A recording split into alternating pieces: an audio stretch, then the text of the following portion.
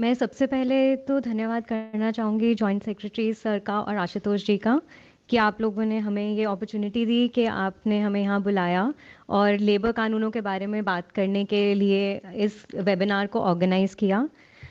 तो आपका बहुत बहुत धन्यवाद।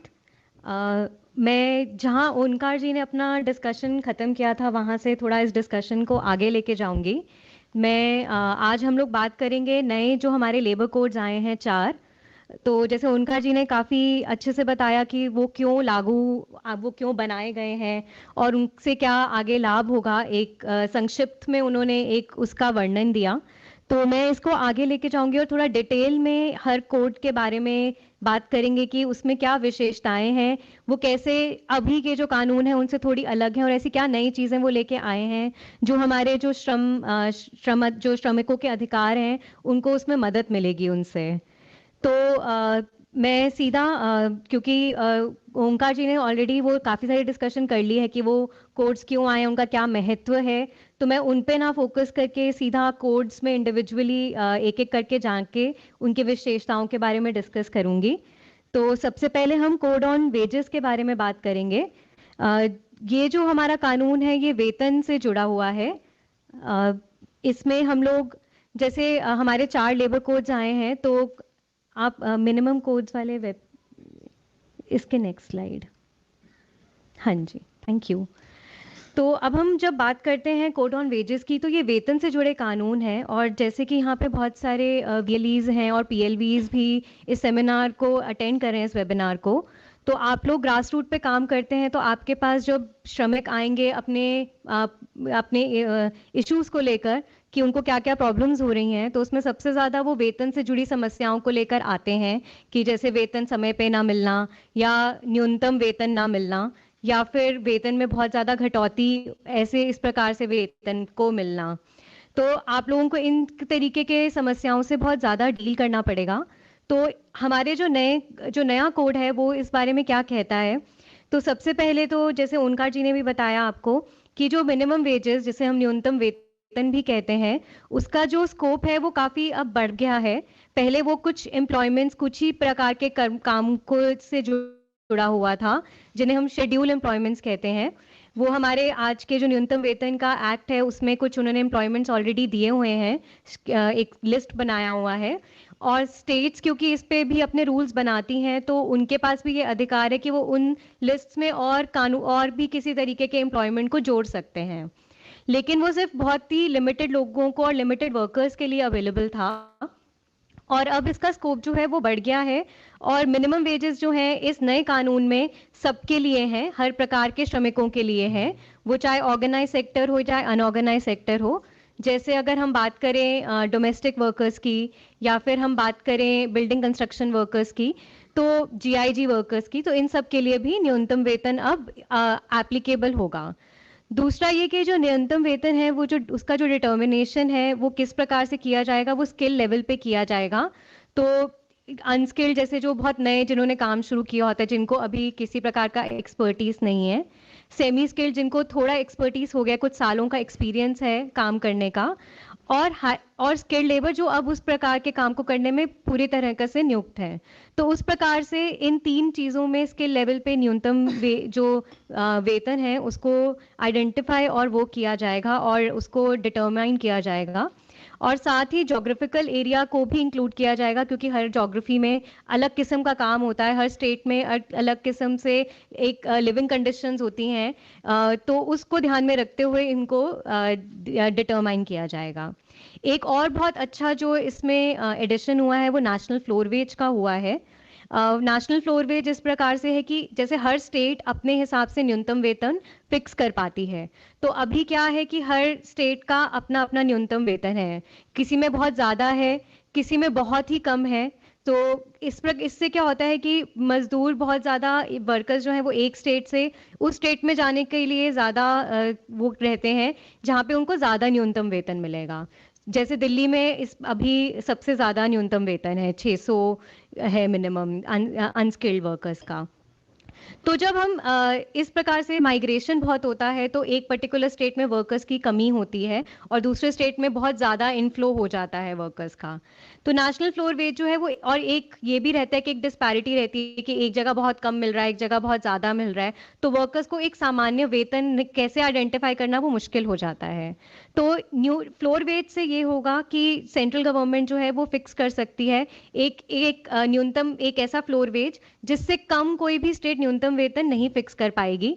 तो अगर वो उससे ज़्यादा रह करते हैं तो वो उसको कम नहीं कर सकते, लेकिन वो न्यूनतम वेतन जो है वो उस फ्लोर वेज से कम नहीं कर पाएगी। तो ये एक बहुत अच्छा एडिशन है क्योंकि इससे सबको एक वो रहेगा कि कम से कम इतना न्यूनतम वेतन नेशनली हर कोई अवेल कर सकेगा।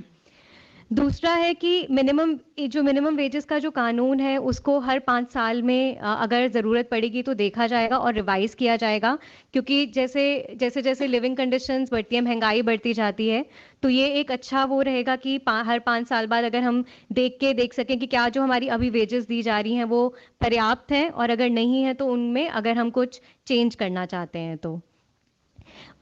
कोर्ट ने जो है स्ट्रिक्टर पेनल्टीज करी हैं। अभी हमारे जो फाइन के पेनल्टीज थे, अगर कोई इन कानूनों को फॉलो नहीं करता है तो उसमें जो पेनल्टीज थे वो काफ़ी ज़्यादा स्ट्रिक्ट नहीं है और इसलिए ठीक से इम्प्लीमेंटेशन होने में दिक्कत होती है।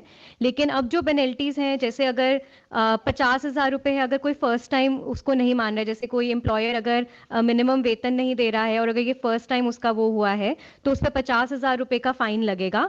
और अगर वो उसको कंटिन्यू रखता है तो 3 महीने की उसको इम्प्रिजनमेंट भी हो सकती है और लाख रुपए तक का फाइन जा सकता है। तो इस प्रकार से एक स्ट्रिक्टर पेनल्टीज इंट्रोड्यूस करी हैं ताकि इसका इम्प्लीमेंटेशन जो है वो कायदे से हो सके। बेटर जेंडर इंक्लूसिविटी, इसमें इक्वल रेम्युनरेशन एक्ट है जिसमें जो महिलाएं हैं और पुरुष हैं उनको एक समान वेतन मिलना चाहिए, एक समान अपॉर्चुनिटी मिलनी चाहिए काम करने की। तो ये जो हमारा काम है, ये जो हमारा कानून है, ये कोड ऑफ वेजेस में भी इंक्लूड किया गया है। और इसके रहते हुए और केवल महिलाएं और पुरुष ही नहीं, पर इसमें जेंडर की बात की गई है, तो जो तीसरा वर्ग का जो जेंडर होता है वो भी इसमें इंक्लूड किया गया है। तो अब उनके लिए भी उनको भी इसमें शामिल किया गया है और ये सिर्फ महिलाओं और पुरुष तक ही सीमित नहीं रखा गया। अब उनके लिए भी है कि उनको भी इस कानून का पूरा पूरा फायदा मिलना चाहिए और उनके लिए भी अपॉर्चुनिटीज होनी चाहिए हमारे वर्क स्पेस में। बोनस से रिलेटेड, पहले बोनस जो था, जैसे अगर कोई कॉन्ट्रैक्टर के थ्रू एम्प्लॉय, बहुत सारे जो वर्कर्स हैं स्पेशली अनऑर्गेनाइज सेक्टर में, जैसे कंस्ट्रक्शन के जो काम होते हैं उसमें कॉन्ट्रैक्टर के थ्रू वर्कर्स आते हैं। तो वो जो वर्कर्स हैं वो जो पहले अपना बोनस था वो सिर्फ कॉन्ट्रैक्टर से ही क्लेम कर पाते थे और वो रिस्ट्रिक्शन थी कि वो प्राइमरी एम्प्लॉयर, जो मतलब जैसे मान लीजिए अगर आप किसी फैक्ट्री में काम करते हैं तो और आपको कॉन्ट्रैक्टर ने लगवाया है तो जिसकी वो फैक्ट्री है वो आपको लायबल नहीं हो पाता था, आप उनसे बोनस नहीं क्लेम कर पाते थे। लेकिन अब इसमें एक उन्होंने इस कानून में ये एडिशन करा है कि वो प्रिंसिपल एम्प्लॉयर से भी, प्राइमरी एम्प्लॉयर से भी अब अपना बोनस क्लेम कर सकते हैं जो कॉन्ट्रैक्चुअल पे वर्कर्स आते हैं कॉन्ट्रैक्टर्स के थ्रू। पीरियड ऑफ लिमिटेशन, जब हम कोई कानून में, जब हमें कोई अपना क्लेम डालना होता है तब हम लोगों को एक एक समय होता है कि उस समय के अंतर्गत हमें वो क्लेम जो है, जो केस है उसको फाइल करना होता है। वो पहले 2 साल था, अब उसको बढ़ाकर 3 साल कर दिया गया है और ये एक अच्छा तरीका है, पीरियड ऑफ लिमिटेशन कहते हैं, ताकि हम उसके 3 साल के अंतर्गत वर्कर जो है वो इसको फॉलो कर सकता है। जो wages, payment of wages act इसमें इंक्लूड किया गया है, तो इसलिए समय से जो वेजेस हैं वो मिलने जाने चाहिए, इस कानून में ये बताया है। जैसे कि अगर आप अगर आपकी सैलरी महीने के बाद, महीने की सैलरी फिक्स्ड है आपकी, तो महीना खत्म होते ही वो आपको तनख्वाह दी जाए, इस प्रकार से इस कानून में लिखा गया है। अगर आप डेली वेज के वर्कर हैं तो आपका जब वो दिन खत्म हो जाता है तो वो दिन के अंत खत्म होने के बाद आपको आपका वेतन जो है वो मिल जाना चाहिए। तो इस एक्ट में ये लिखा गया है। ये पहले के हमारा एक्ट इसी में बनाया गया है, तो इसमें उन्होंने इसकी पेनल्टीज, जैसे मैंने बताया कि इसकी भी स्ट्रिक्टर पेनल्टीज हो गई हैं। और ये इसमें भी कहता है कि बिना किसी डिले के आपको मिलना चाहिए आपका वेतन, और कोई डिडक्शंस जो इसमें होती हैं वो भी आप, जो मालिक है वो 50% से ज़्यादा डिडक्शन नहीं कर सकता। और कानून में लिखा गया है कि किन किन जब किन किस वजह से आप डिडक्शन कर सकते हो जो लीगल मानी जाएगी। तो ऐसा नहीं है कि कल को आपके जो एम्प्लॉयर हैं उन्होंने आपको पैसे दिए कहा कि आपकी जैसे अगर आपकी 10,000 तनख्वाह है तो उन्होंने आपको 5,000 दी और बोल दिया कि क्योंकि तुमने हमारा कोई नुकसान किया था, तो उनको वो क्या नुकसान था उसका एक्सप्लेनेशन देना होगा, वर्कर को पूरा मौका देना होगा अपना बात रखने का आगे। और इसके साथ साथ उनको अपने पहले 75% डिडक्शंस होती थी, अब 50% से ज़्यादा डिडक्शन नहीं हो सकती वेजेस में, अगर रीजनेबल किसी राउंड पे है भी तो। अपॉइंटमेंट इंस्पेक्टर कम फैसिलिटेटर्स के बारे में बताया गया है इसमें। पहले इंस्पेक्टर्स होते थे हमारे कानून में, जो हमारे कानून लागू है उसमें इंस्पेक्टर्स हैं जो इंस्पेक्शन करते हैं, और ये सारे कोड्स में सिमिलर है। इसमें ये है कि अगर अब इंस्पेक्टर्स जो फैसिलिटेटर का काम भी करेंगे, वो अगर इंस्पेक्शन करने जाते हैं तो वो साथ में वर्कर्स और एम्प्लॉयज़ को एडवाइस भी कर सकते हैं कि किस प्रकार की सुविधाएं उनको अपने उसमें रखनी है और किस प्रकार से कानूनों का पालन करना है। अब हम सोशल सिक्योरिटी कोड के बारे में, मेरे पास 5 मिनट का समय है तो मैं जल्दी आप लोगों को थोड़ा सा बताऊंगी, क्योंकि काफ़ी सारा ओंकार जी ने कवर कर लिया है। तो इसमें जीआईजी और प्लेटफॉर्म प्लेटफॉर्म वर्कर्स भी सोशल सिक्योरिटी कोड में इंक्लूडेड हैं, तो अब उनके लिए भी सोशल सिक्योरिटी के जो प्रोविजंस हैं वो गवर्नमेंट को स्कीम्स बनानी होंगी। साथ में जो यूनिवर्सल सोशल सिक्योरिटी की बात करी है ओंकार जी ने, तो ये भी इसमें है। इसका स्कोप बढ़ा दिया गया है और बहुत तरह तरह के workers, GIG workers, platform workers, domestic workers, सब लोग इन एक यूनिवर्सल कोशिश करी गई है कि सोशल सिक्योरिटी हर अनऑर्गेनाइज्ड ऑर्गेनाइज सेक्टर वर्कर्स को दी जाए। एक नेशनल डेटाबेस बनाया जाएगा जहां पे अनऑर्गेनाइज सेक्टर वर्कर्स अपने आप को रजिस्टर कर सकते हैं, और इससे उनको ये फायदा होगा कि एक उनका डेटाबेस रहेगा, क्योंकि अभी जैसे कोविड के टाइम पे काफी प्रॉब्लम आई थी जानने में कि कितने लोग अनऑर्गेनाइज सेक्टर में काम करते हैं। तो इससे ये एक तो ये मदद मिलेगी सरकार को जानने में और किस प्रकार का काम करते हैं, और ये भी कि उनका क्या वेतन है, और एक उनको आईडी मिलता है तो उनका एक आइडेंटिफिकेशन भी उनके पास प्रूफ रहेगा। इस जैसे ई श्रम है हमारे पास आजकल, वो इस प्रकार का नेशनल डाटाबेस है जो ई श्रम है, और आगे जाके ई श्रम को इस कोड में एक तरीके से एक लीगैलिटी दी गई है। प्रोविडेंट फंड, ग्रेच्युटी और ईएसआई जो है वो अब वर्कर्स, ऑर्गेनाइज सेक्टर वर्कर्स के लिए है। प्रोविडेंट फंड के जो प्रोविजंस हैं वो काफ़ी हद तक सिमिलर हैं, सिर्फ ये है कि अगर एक वर्कर एक जगह को छोड़ के दूसरी संस्था में जा रहा है तो उनका प्रोविडेंट फंड का जो एम्प्लॉयर है उनको सारी ट्रांसफरेबल करनी पड़ेंगी, और दूसरी संस्था में उनको सारी डिटेल देनी पड़ेंगी ताकि वो उनका प्रोविडेंट फंड कंटिन्यूड रहे। क्योंकि ईएसआई जो है वो अब हेजार्डियस वर्क और प्लांटेशन वर्कर्स के लिए भी आगे एक्सटेंड किया गया है, तो अभी उनके लिए कंपलसरी है कि उनको ईएसआई मिलेगा। मैटरनिटी बेनिफिट, मेडिकल बोनस और क्रैश फैसिलिटीज़ का हमारा कानून अभी जो है वो वही है। 26 वीक का हमारे को मैटरनिटी बेनिफिट मिलता है जो भी औरतें किसी इस्टेब्लिशमेंट में काम कर रही हैं। अगर उस इस्टेब्लिशमेंट में 50 या 50 से ज़्यादा एम्प्लॉयज़ हैं तो वहाँ क्रैश फैसिलिटी का होना ज़रूरी है। एक और चीज़ जो इसमें ऐड की गई है वो ये है कि अगर मान लीजिए 50 एम्प्लॉय नहीं भी हैं, लेकिन अगर 2-4 संस्थाएं इकट्ठे हैं और वो एक कॉमन फैसिलिटी लेना चाहती हैं क्रैश की, तो वो वहाँ के एनजीओज, गवर्नमेंट और मिनिस्ट्री और वहाँ का जो म्यूनिसिपैलिटी है उनके साथ मिलकर अपने रिसोर्सेज पूल करके एक कॉमन क्रैश फैसिलिटी बना सकते हैं। नेशनल और स्टेट लेवल वेलफेयर बोर्ड्स के फॉर्मेशन के बारे में बात करता है ये कोड। तो हर लेवल पे एक वेलफेयर बोर्ड होना चाहिए जिसमें सोशल सिक्योरिटी फंड इकट्ठे किए जा सकते हैं, जिनको वर्कर्स के लिए फिर इस्तेमाल किया जा सकता है उनके सोशल सिक्योरिटी बेनिफिट्स और स्कीम्स के लिए। Code of occupational health and safety जो है वो बात करता है कि किस प्रकार के प्रोविजंस जो है वो एम्प्लॉयर्स को अपने यहाँ पे सेफ्टी और हेल्थ से रिलेटेड वर्क प्लेस में रखने हैं, जैसे प्रॉपर वेंटिलेशन, टॉयलेट्स होने चाहिए, हाइजीन मेंटेन होना चाहिए।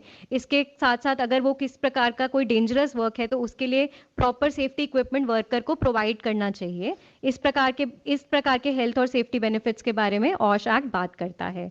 एम्प्लॉयर का डेफिनेशन जो है इसमें एक्सपैंड किया गया है। अब इसमें हर प्रकार का एम्प्लॉयर जो है उनको डेफिनेशन में इंक्लूड किया गया है, और ये निमित्त नहीं है, सिर्फ कुछ ही जैसे सिर्फ फैक्ट्री से रिलेटेड नहीं है।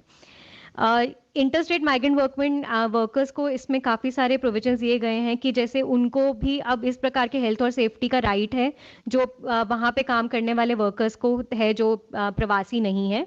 और साथ में जो प्रवासी मजदूर हैं उनको वो भी अपने आप को खुद रजिस्टर कर सकते हैं पोर्टल पर। एक पोर्टल बनाया जाए, जैसे नेशनल जैसे ई श्रम पोर्टल है अभी, तो वो खुद अपने आप को उस पर रजिस्टर कर सकते हैं। इस प्रकार का कोड में कहा गया है। उनको ट्रैवल अलाउंस देगा जो प्रिंसिपल एम्प्लॉयर है, जो जिनकी फैक्ट, क्योंकि ज़्यादातर प्रवासी मजदूर कॉन्ट्रैक्टर के थ्रू आते हैं, तो ये अब रिस्पॉन्सिबिलिटी जिसके जहाँ पर वो काम करने जा रहे हैं उस प्रिंसिपल एम्प्लॉयर को दी गई है कि वो ट्रैवल अलाउंस देंगे। और जो डेफिनेशन है प्रवासी मजदूर का, वो एक एक्सपैंड कर दिया गया है उसको। पहले उसको डेफिनेशन जो था वो सिर्फ उसके लिए था कि जिनको वर्क के लिए कॉन्ट्रैक्टर्स बुलाते थे दूसरे स्टेट में काम करने के लिए।